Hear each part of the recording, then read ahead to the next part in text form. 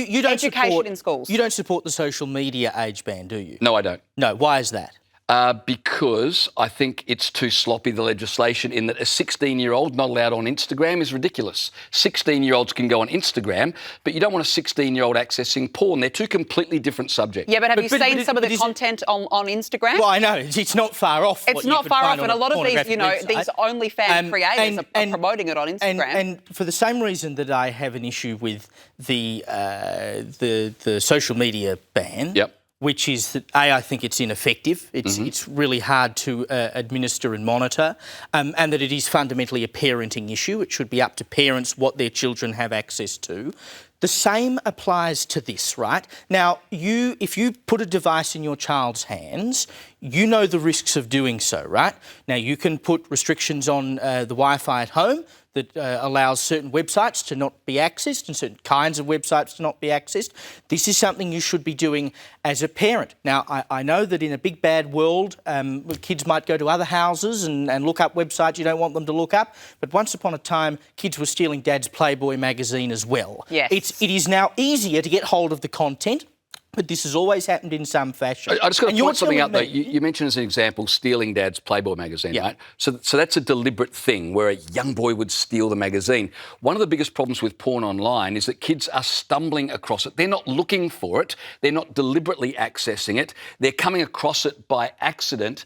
And this is something we've got to address. And if you've got a better way to stop kids accessing porn, I actually disagree that they're not. I don't think they're stumbling across it. Well, I don't think that. Well, some they might be stumbling across it. A lot of the research says they But are. it also depends on, so if you go on Instagram, it also depends on your algorithm, and it also depends on what you have previously looked up. But so I don't think that these kids this isn't targeting primarily things like Instagram. No, I know that, but I'm using it as an example because you're talking about Instagram, right? A lot of these creators on adult websites, they are using Instagram, they are using TikTok to promote their material. And these women in particular have millions upon millions of followers, and a lot of them are young because they have somehow become overnight influencers. I feel like you're kind of shifting the goalpost. No, I'm not shifting the goalpost. Let's not talk about Instagram because Instagram is Instagram, right? Let's talk about... No, it's not, James. If you have a deep dive let's talk about porn Instagram, sites, which is what this legislation is actually about stopping. So now we say that porn websites are going to collect biometric data of people who are using That's one option. Maybe we'll get your driver's license number or another your Medicare number, or we'll get your credit card details. Or they can... Are we seriously trusting some of the shadiest websites on the internet to safely collect this data? With your face. That may mean that less people access porn, which would be a good thing for society. If you're stupid enough to access the site and give them your details, well, of course, they are probably very shady outfits. But I don't think it's the government's job to be the moral police. Exactly. Who cares what people do in their private life? We're talking about protecting children. It doesn't. Not people generally. Same argument for social media. If somebody wants to watch porn, I don't care what people do. We're trying to stop kids from accessing it. Kids are going to access whatever they want. And as I said to you, they can do it through Instagram and they can do it through TikTok, James.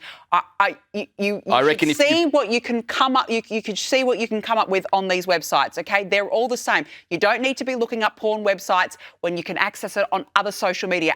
And Twitter, now X, exactly the same. It's full of filth. I don't have it because I don't know that anyone's done the study, but I would be very surprised if they did a survey of parents and parents weren't overwhelmingly in favour of this to look after their kids. As many of them were with the social media ban as well. Because they also feel the effects of that on their kids. Of course, but I think the principle is the same, that it should be a parenting issue, and it should be something that should be dealt with in the home, not via the long arm of the law. If it should be a who now says that websites should collect biometric data, be they a social media website or a pornographic website. I'm all for the responsibility of parents, no question, but it's clearly not working if almost half of our young people have stumbled across porn. The parenting isn't working, mainly because it's impossible to watch over your child's shoulder every minute of every day. And they are going to have devices, especially in their early teen years. They have to have them. It's not working. I'd like to know how many are going to ask their parents for permission for parental age confirmation. That's what I want to know. How many? Mum and Dad. It would start a good discussion at home, at least. All I'd say is, parents, make sure you hide your wallets and purses because there may be a raid on driver's licences very soon.